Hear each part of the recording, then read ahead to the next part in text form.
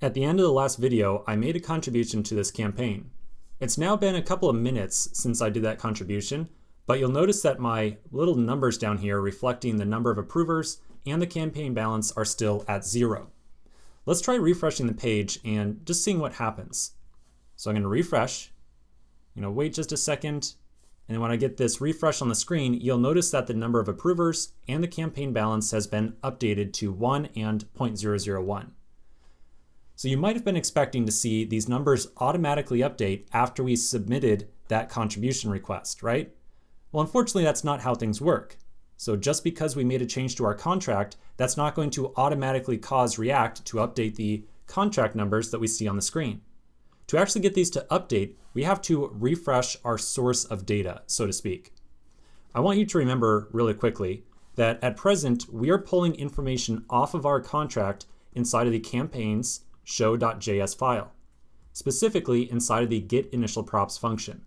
So this is where we access our campaign and call the getSummary function on it, and then return all that information for use inside of our component. So if we want to get all this information to update inside of our component, we have to somehow rerun the getInitialProps function. We have to run this thing again, get our list of props or our summary off the campaign, and then return that again and have the entire component to re-render. Now doing this inside of Next is kind of a little bit roundabout fashion. So to somehow kind of like refresh a component or get this entire function right here to rerun and then re-render the entire campaign show, what we're going to do is use our router object to just refresh the current route that we are looking at. You'll recall that we made use of the router object back when we were working on campaign new. So back on campaign new, after we had created a new campaign, we used our router to navigate to another route inside the application. We can use the router again, but rather than navigating to a different route, we can tell it to just refresh the current one that we are looking at. In other words, refresh campaigns looking at this particular address right here. And when we do that, the router will cause our getInitialProps function to rerun, refetch all of our campaign data, and show the same component on the screen, but with new data instead.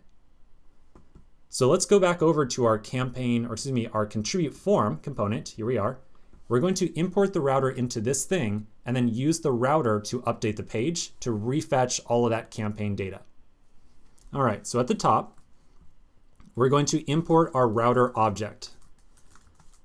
Router from, and then we are up one directory and we want to get it from the routes.js file. So /routes, lowercase routes like so. And then do remember we are using curly braces with this import because the routes file exports multiple different properties. And right now we only want the router. Now previously we had used a function on the router called pushRoute. When you call pushRoute, it creates a new entry in our browser's history. And that means that anytime a user presses the back button, there will be an additional address that they navigate back to. When we are refreshing a page, we don't want that behavior. We don't want the user to press the back button and then go back to the same URL that they are currently looking at. So to refresh our page, we're going to use a slightly different function. So down underneath our contribute call, inside of the onSubmit handler, we're going to call router.replaceRoute, like so. And then to replace the route, we're going to pass in the route that we want to replace the current one with. So this is going to be /campaigns/address. And actually that's this.props.address. All right, so a couple things going on here. First off, we are using an ES 2015 template string here. So make sure that you are using backticks, not single quotes and not double quotes. Next, we are passing in the URL of the current page that we are looking at. So this is what's going to cause the refresh of our current page. You'll recall that this.props.address is the address of the current campaign that we are looking at. So essentially we're just saying, hey, just refresh the page. And when that happens, we're going to rerun the getInitialProps function and update all the campaign data that we see. So let's now save this file and test this out inside the browser. All right, so I'll go back up to amount to contribute.